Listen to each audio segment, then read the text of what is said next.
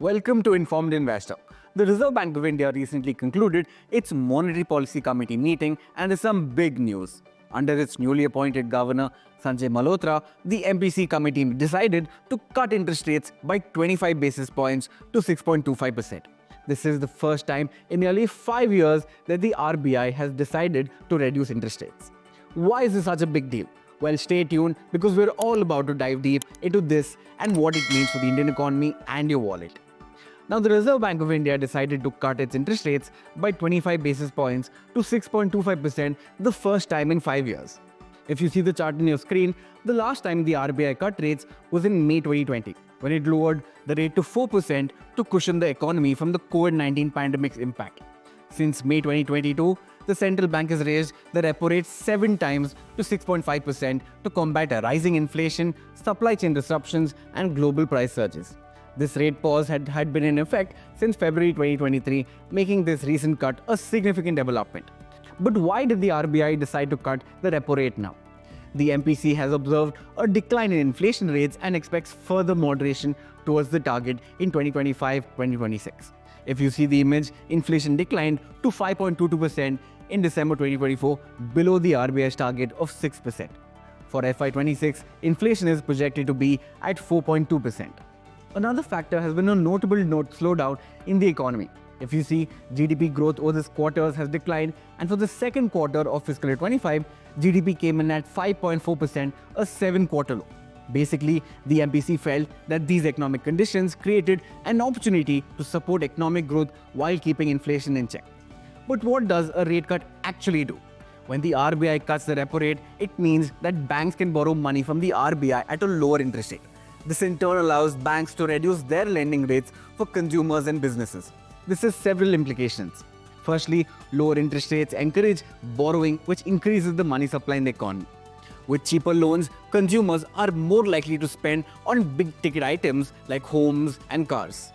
Lastly, increased borrowing and spending can lead to higher investment and production, ultimately boosting economic growth.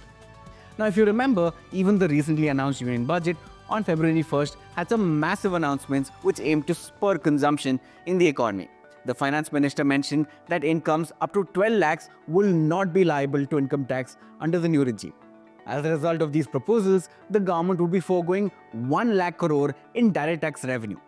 This thereby puts 1 lakh crore rupees more money in the hands of people, boosting spending, savings, and investing, which are all key drivers of economic growth.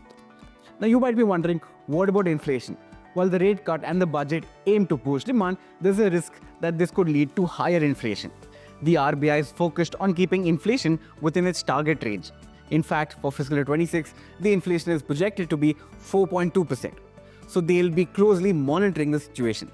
The MPC has also decided to maintain a neutral stance, allowing the committee to adapt its response based on evolving economic circumstances. Now, the RBI also mentions its GDP growth outlook for the upcoming financial year. The RBI rate-setting panel has pegged India's real GDP growth at 6.7% for fiscal year 26, with Q1 to be 6.7%, followed by 7% in the second quarter and 6.5% in the third and fourth quarter. On the same lines, even the economic survey expected growth to be between 6.3% to 6.8%. Now, will this rate cut benefit you as a loan borrower? Indeed, it is yes. Generally, a repo rate leads to lower interest rates on loans. This is because the repo rate is one of the benchmarks that banks use to determine their lending rates. When the RBI reduces the repo rate, banks can borrow money at a lower cost, and they may pass on these savings to borrowers in the form of reduced interest rates. As a result of the 25 basis cut, you will have lower EMIs. With reduced interest rates, your monthly payments or EMIs could decrease, easing your financial burden. Even a small reduction in the interest rates can lead to substantial savings over the loan tenure. Lastly, if you have a good credit score, you might be able to refinance your existing loans at even lower rates. Now, to conclude, the RBI's decision to cut the repo rates is a significant move that aims to support economic growth while keeping inflation in check. The rate cut, combined with the measures in the Union Budget 2025, could provide a boost to consumption and investment in the economy. However, the RBI will need to remain vigilant about inflation and the global economic conditions. The future path of interest rates will depend on how these factors evolve in the coming months. Overall, it seems like the RBI is trying to strike a balance between supporting growth and maintaining stability, and it remains to be seen how this will play out in the long run. Having said that, this is me, Rahul Hassan, signing off. Have a great day and stay safe. Investments in securities market are subject to market risks. Read all the related documents carefully before investing.